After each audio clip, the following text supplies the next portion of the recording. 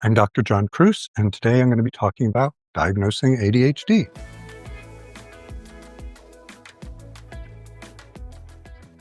Unlike any of the other common conditions, every single one of the criteria is a simple, objective, observable behavior. So you don't need to know how someone's feeling. You don't know what their internal thought processes are. On the other hand, there's not what we call a pathognomonic symptom or sign for ADHD. And pathognomonic means a trait, a characteristic, a sign or symptom that is a perfect indicator for the condition. So if you're having hallucinations, yes, drug abuse problems can cause it. There's delirium, you can have hallucinations, but hallucinations are pathognomonic for schizophrenia and other full-blown psychotic illnesses. We don't have that. None of the official criteria, symptoms for ADHD are things that are only present and only seen in ADHD. Absolutely every one of them is a part of normal behavior. So the difficulty is detecting what are pervasive patterns rather than just isolated anecdotes. Also sorting out what's age appropriate or not. Certain behavior is normal for a 2-year-old and very strange if a 12-year-old was showing them, and even stranger if a 22-year-old was showing them. One is it occurs on a spectrum, so where you divide that line between what some people clearly robustly have ADHD, it's no question. Some people are on the subtle end. Some people have minimal traces or aspects of ADHD. One other big factor that makes ADHD difficult is that there are a host of other conditions such as dementia, mania, depression, anxiety, PTSD that can overlap or look like ADHD. And the other confounding aspect there is that if you have ADHD, you're far more likely than the general population to have another mental health condition. If anyone tells you, oh, to diagnose your ADHD, you need this neuropsychological testing, you need this brain scan, you need this EEG, I would say run screaming the other direction. So some of those tests may be helpful in distinguishing or sorting out ADHD or related conditions. You do not have a single neurochemical, genetic, brain imaging, other test which definitively rules in ADHD and rules out other conditions. And there are people making lots and lots of money selling testing, but they haven't proved it to anyone other than maybe themselves that they have definitive tests. And DSM is a diagnostical and statistical manual. It's put out by the American Psychiatric Association. It is recognized worldwide as the standard. There are certainly people who come up with other definitions or oppose parts of it or oppose all of it. But right now in the world, it is the number one set of criteria for diagnosing mental health conditions, including ADHD. Centerpiece for ADHD is that there are 9 inattentive and 9 hyperactive or impulsive symptoms. For an adult, you only need 5 of those symptoms to qualify for ADHD. Again, you have to display these pervasively over a period of time. Parts of the definition is that age of onset has to be before age 12. It used to be before age 7. Multiple tests showed that 12 versus 7 didn't really distinguish one from the other, and that particularly problems with recollection and getting corroborating information was certainly much easier, particularly for adults who might be trying to recollect things that happened 3, 4, even 7 decades earlier. People with ADHD, and this is not judgment statement, this is an observable, measurable, repeated observation.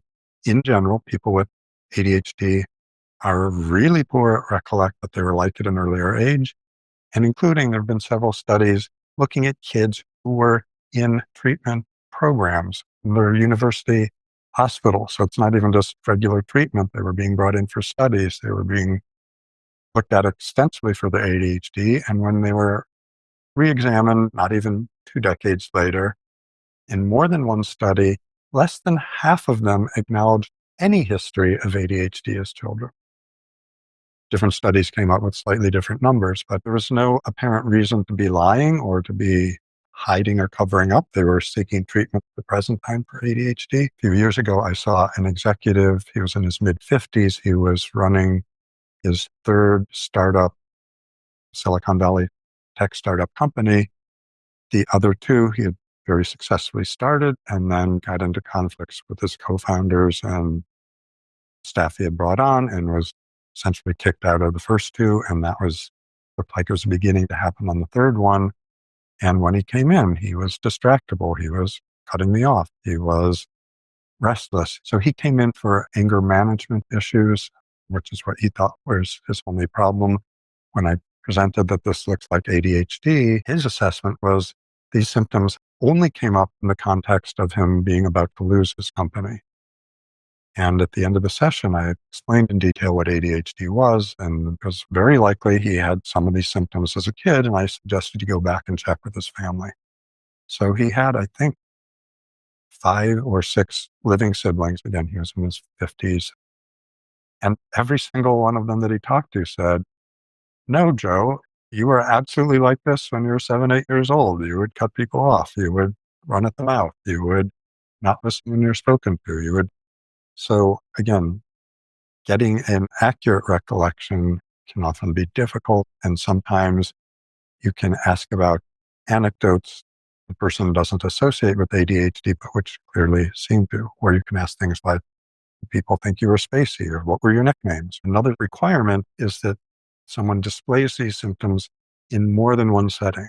So if they're only showing up in the classroom and not at all at home or when they're out with friends or on the playground or in music lessons, officially that doesn't meet the ADHD criteria. And again, we'll get into this in the second half, is that the symptoms can't be due to any other causes on the physical or mental health condition. And then the fourth one, and this is tricky in some ways, that the symptoms have to be causing significant distress or dysfunction to the individual. And that the distress or dysfunction, again, has to be occurring in multiple domains. So school domain, work domain, social domain. Where that can be tricky is that there are some people with ADD to a severity that they are pretty obvious of their own symptoms. It's not causing them a problem. Other people are complaining they're late for work. They're just all type wads or type A's that are anxious about that. Other people are being fussy, or other people are blowing things out of proportion, or other people are calling them out. So again, sometimes, not often, because lots of times ADHD does cause huge amounts of subjective distress. Looking for dysfunction and how you measure dysfunction, and I would argue by definition, dysfunction is almost always an interaction between a person and their environment. So we can't argue that a certain behavior is dysfunctional. It's what is the function you're trying to accomplish, and why does a society think it has to be done at all or done in a certain way? So the 9 inattentive symptoms, a person only needs 5 of these symptoms. If they are combined type, they may have some inattentive and some hyperactive and impulsive. The 9 inattentive ones are missing details and making careless mistakes, trouble with sustaining attention, not listening when someone's speaking to you directly, poor follow through on projects or tasks, trouble organizing, avoiding tasks that require sustained mental effort, losing things frequently, being easily distracted, and being forgetful in daily activities. So clearly some of these, there's some overlap. It's highly likely if you meet a few of these criteria, you will meet criteria for others as well. Many of these could be observable in the evaluation session. Some of them, whether someone's following up on tasks, that you probably have to ascertain through direct questioning. Moving on to the 9 impulsive or hyperactive symptoms criteria. 1 is fidgeting. Number 2 is leaving your seat when it's inappropriate.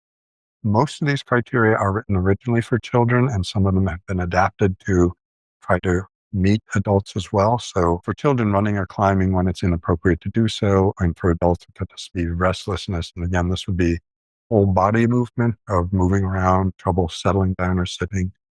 Number 4 is having trouble being quiet in situations that you should be quiet. So making noise when it's not appropriate. In the workspace, that might be the guy who's constantly humming or rubbing their fingers on the tabletop when everyone else is trying to concentrate or listen to a phone call or listen to a presentation. And this one is the only one where there is a subjective internal element. So it's being on the go or the person feeling like they're being constantly driven like a motor. If they're constantly on the go, constantly moving, that is observable. Number 6 is talking excessively. Number 7 is blurting out comments.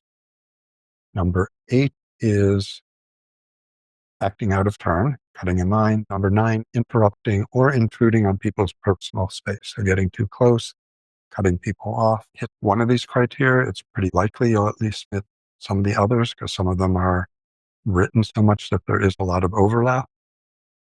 What's important with any of these 18 is that it's not just a single anecdote, because again, everyone, at least some of the time, does some of these things. So an anecdote may be helpful for, describing an example for a patient, or a patient may have a really vivid example, which makes it clear what's going on for them routinely. But it's important to ascertain this is part of a pattern. That doesn't mean every single occasion they have to cut off people online or intrude on their physical space, but it's a pervasive pattern of acting this way. And again, it's often quite clear that many individuals with ADHD are quite beyond what is within the normal range. But some people, again, this is on a spectrum. Some people by definition will have to be somewhere where there is a gray area.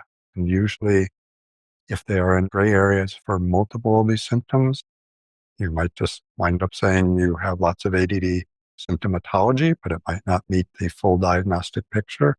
It may take a change in their circumstance. Again, and that's usually less structural support or more demands on them before they present as full-blown ADHD, or they may never meet full-blown ADHD criteria. One of the other things, and it's one of my pet peeves, is that increasingly we have things on a computer checklist where the entire session, the patient and the therapist or doctor or evaluator never once really looked at the person. One is that's depriving you of human contact and human interaction. And what we've seen throughout mental health work is that the connection between the treater and the patient, client, person coming in, that connection is one of the best predictors of improvement. The other thing is if you're just sitting there making check boxes and going through different computer screens, you're not even looking at the patient. And I've been shocked at how many aren't even looking at how the person is interacting in terms of trying to sort out, is that ADHD? So if someone says, no, I never fidget, and yet you see them twiddling their pen around or tapping their hands, which may be OCD. Part of the process of an evaluation is looking at what we call the process as well as the content. So the content is whether you check the boxes, whether you fulfill the criteria from what you say, what you present in your words is the content, your history. But the process is how you're acting when you're delivering it, and looking for discrepancies or consistency between the two. Or again, if someone says, and I've had this numerous times, oh, I never miss details. I don't make careless mistakes. And they signed where I was supposed to sign the consent form. They filled out their address on the date of birth line. They did something else, which clearly was a careless mistake. Often had people asking me, oh, I have ADHD. Can you evaluate my 7-year-old kid? And usually I'd say, I'm not that comfortable sorting out what's age appropriate for a 7-year-old. On the other hand, I'll say I did a lot of volunteer, being a parent chaperone on school trips or other things. When you have several classes together, when you have 20, 40, 60 kids, and you can see that 90% of them are lining up and able to walk down the block and wait at the corner and cross on the light. And these other kids are getting lost halfway down the block. They're chatting to each other, and when they get to the light, they know they're supposed to catch up to the group and they're not paying attention, so they start crossing on the red light. If you have a group context, if you're paying attention, you can see what's appropriate for their age or not appropriate. So that's pretty much all that's required. On the other hand, the DSM-5 criteria are clearly less than perfect. Traits like emotional volatility or rejection sensitivity, there's no emotional component there. We know almost 2/3 of people with ADHD have emotions that come up quickly and dissipate regularly. There's 18 questions, not a single one directed towards time perception or time management. That's really prominent in most people with ADHD. Number 3, not anything addressing hyperfocus. 4, not a lot of acknowledgement that motivation or context is an important part of how much someone's going to display ADHD symptoms. So again, when I was chaperoning on a trip, there was this was, I believe, second grade, a boy who dropped his belongings everywhere. When he was eating, there was just a shower of crumbs all around his place at the table, not for anyone else in his peers. Literally 10 minutes of cleaning up his room. He had 9 objects of clothing, sock on the radio, a shoe over here, scattered all over. Robust ADHD. And yet his teacher, who was a kind and observant and experienced teacher, said, there's something odd about this kid, but he focuses on math, so it couldn't be ADHD. So the mistaken assumption that all these symptoms have to be displayed uniformly in all settings is just flat out wrong. And again, ADHD doesn't mean you have no ability to focus. It means your control over focus attention is sometimes impaired. Conditions that can look like ADHD or co-occur with it. Actually, one that looks the closest to it is easy to differentiate usually. So that's dementia. Think of dementia as a memory problem and ADHD as an attention problem. The amount of overlap between what's memory and what's attention. Both conditions have measurably problems in both domains. But history is usually the crucial part. If someone didn't start displaying symptoms of trouble with attention, listening, impulsivity until they were 75 or 65 and didn't have anything up until then, if they wait until then, it's pretty unlikely they have ADHD. On the other hand, I had a patient evaluated at the age of 99. I worked with him for 2.5 years till he died at 101. Absolutely, he had ADHD, and we could go through anecdotes that had been happening. Again, a pattern of anecdotes, not single anecdotes, where unquestionably, undeniably, he met full criteria. But the people around him, particularly those who hadn't known him for decades, all assumed that he had some amount of dementia. Traumatic brain injury. ADHD used to be called minimal brain dysfunction.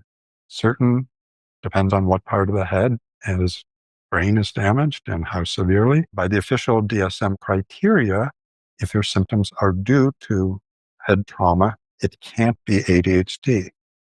Most of us, or many of us, would say, okay, fine, we can call it secondary ADHD. So pattern of ADHD symptoms brought on by traumatic brain injury. PTSD can have a lot of overlap, and what's particularly difficult there is if it's from trauma and abuse arising in childhood. So again, ADHD for most people arise, the cutoff is just 12, but most people who have it have at least some symptomatology as early as 5, often even earlier than that. Usually there's a larger anxiety component and a withdrawal and a flinching away or an avoidance, but some of that can occur certainly in ADHD. Someone with bipolar disorder, when they're in a hypomanic or manic phase, they're talking a lot, they're interrupting others, they're jumping from topic to topic, they're not following through, they're not listening to you, they're losing things, they're forgetful, they're physically restless. In the hospital setting, they're used to dealing with mania. They're not used to seeing, or they don't think they're used to seeing, chronic severe ADHD. But I've had patients who I could tell them, I've worked with this person for 12 years. Every time you see them, they are talking a mile a minute. This is not a manic episode. This is their baseline. So mania, by definition, is a departure from someone's baseline. So again, history taking should help separate it out. Certain drug use can look like ADHD. If it's from drug use, it should wear off when the drug wears off. There is certainly an overlap between autism and ADHD. I'll just refer people to my other talk on autism and ADHD. There's certainly aspects of depression and anxiety that can mimic ADHD. So if you're depressed enough, if you're anxious enough, you're going to miss information, you're going to be inattentive, you're going to be distracted. It should be a pervasive emotional state. With depression, it's usually sadness. With anxiety, it's fear and anxiety. And that usually isn't as prevalent. With anxiety, usually there are identifiable triggers or situations that make it worse. Depression and anxiety and ADHD can all occur at the same time. And again, particularly clinicians, and I'd say particularly hospital clinicians, are more used to treating depression, more used to treating anxiety than they are to ADHD. Malingering, or our fancy word for people who are faking ADHD. Clearly, If you have an ADHD diagnosis, there are accommodations that are potentially available to you in terms of testing for school, in terms of workplace environment settings, or to get in to see a doctor and getting prescription stimulants. So there's certainly incentive for some people to make up their ADHD symptoms or exaggerate their ADHD symptoms. I will refer people to my talk here on abuse and misuse of medications. Far and away, the vast majority informal studies that have looked at misuse or not taking stimulant medicines as directed among people with ADHD is due to ADHD symptoms, forgetfulness, making mistakes, not listening clearly. It's not intentional use to get high or to have fun. That does occur, but it's a minority. My two tricks for sorting it out, and these aren't perfect. One is what I call the simultaneity rule. And that is usually with someone with ADHD has, again, symptom clusters from physical restlessness, their speech patterns, multiple dimensions where they display ADHD. Someone who's faking it usually can only fake it one level at a time. So they will fake distractibility and they'll stop doing the restless tapping or other things. Or they'll be doing physical manifestations of what they think ADHD looks like and be talking to you in a completely linear, organized, non-tangential, not going off track ADHD symptomatology in their speech and in their body language or behavior at the same time. Not perfect, but it's a good indication that they're not faking it, because even professional actors have a very difficult time faking those two simultaneously. The other is what I call the pivot pause distinction. And this is a hypothesis. I've hypothesized it for many years. It's a testable one. I don't have equipment to test it readily. So my contention is someone with ADHD, if they're talking, pivot into this tangential direction and after a few seconds pause, because they realize, sometimes they don't, often they don't, but if there's a pause, it's after the pivot. They've realized after they've gone astray or gone off track that they've gone off track. Someone who's trying to fake ADHD pauses and then pivots. So they're making a conscious thought to jumping to another subject. So again, where the pause is relative to the pivot, there is absolutely no reason you can't do a thorough investigation, getting history, getting information, observing what the person's doing, and running through these 18 criteria in a telehealth session. So that's all I'll say there. Stay healthy, stay happy, and I'll be back next week.